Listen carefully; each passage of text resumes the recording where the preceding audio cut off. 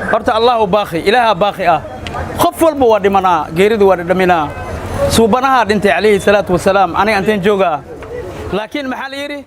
ida jaa ajaluha xaaladiisa caafimaad way ka soreynaysaa waqti xaadirkan shakhsiga aan ka hadlayo waa Cabdi Muriidi Dheere Ajakis oo sanado fara badan soo madadaalinaya bulshada Soomaaliyeed haddaba waa sidee xaaladdu waqtigan ku sugan yahay Ajakis maxaa ka jira wararka baraha bulshada la isla dhexmarayo goorme ayaa laga yaabaa in Aja laga soo saaro isbitaalka warbixintan ayaan idinku soo gudbin doonaa qodobadaas intaad muuqaalka gudaha u galin waxaan ka codsanayaa in muuqaalkan aad si faafiso si saaxiibo fara badan uu u gaaro warkan ka farxin doona guud ahaan bulshada Soomaaliyeed iyo dadkii aadka uga naxay xaaladda caafimaad ee la soo diristay majaajilista Ajakis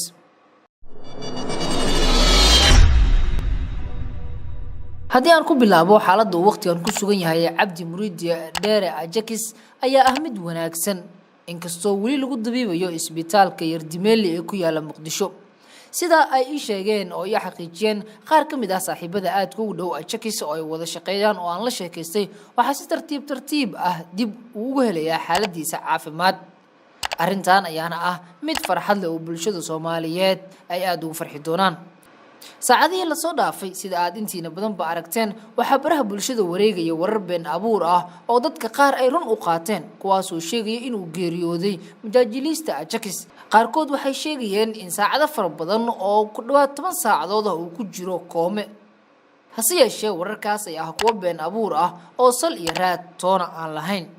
dadka qaar ee baraha bulshada ku arka wararkaas ayaa u qaata run waxaan arkayay dhowr qof oo baraha bulshada soo dhigayay iyaga oo u tacsiyenaya qoyska Ajakis kana xun geeridiisa hase yeeshee wararkaas waxaan leenahay gabi ahaantoodba waa kuwa sal iyo raad aan toona lahayn 24 saac ee la soo dhaafay wararka been abuurka ah ee laga soo galiyay baraha bulshada ee la xiriira xaaladda caafimaad ee Ajakis waa kuwa aad u tiro badan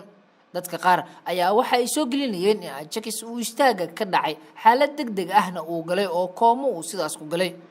warkaas waxa beeniyay Axmed Saadiq Yacko oo si weyn ugu dhow Ajakis isbitaalkana kula jira waa kan Yacko oo arintaasi ka hadlaya isbitaalka lugiisa ku tagay asoo lugiisa qabo oo socdo la geeyo isbitaalka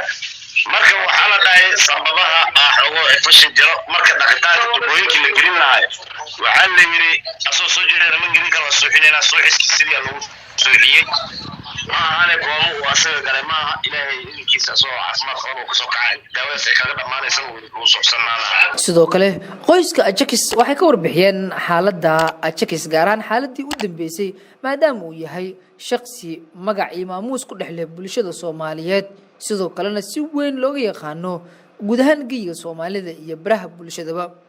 Maxamed Jaceyl oo ah wiilka uu dhalay Ajakis ayaa waxa uu bulshada Soomaaliyeed u sheegay in xaaladda aabihiis waqtigan ay tahay mid wanaagsan oo uu soo caafimaadayo isagoo kaliya ka dalbaday inay u soo duceeyaan in aabihiis uu caafimaado haddaba dad fara badan oo baraha bulshada isticmaalo arkayna wararka sheegaya geerida Ajakis iyo in ay been tahay labaduba waxa ay isweydiinayaan wax laga dilanayo Ajakis ma ahan markii ugu horeysay ee baraha bulshada ay ku kala war qaataan la soo geliyo in uu dhintay ama uu geeriyooday majaajilista Ajakis sida wad ognahay sanadihii u dambeeyay waxa aad u soo badanaya wararka been abuurka ah ee sida dhaqsida ah ku faafa dad fara badan ku gaara dadkaas oo qaarkood ay rumaystaan halka kuwa kalena inta badan ay xaqiiqda raadiyaan intaas ay doonayaan ku soo gabagabeeyo warbixinta aan uga hadlayay xaaladii u dambeysay ee majaajilista Ajakis inta aan ka bixin waxaan idinka codsanayaa qof walba oo muuqaalkan daawada inuu u duceeyo majaajilista Ajakis inuu caafimaad degdeg ah la siiyo isbitaalkana looga soo bixiyo si dhaqso ah. Aad ku maasantahay daawashada muuqaalkan aad daawatay.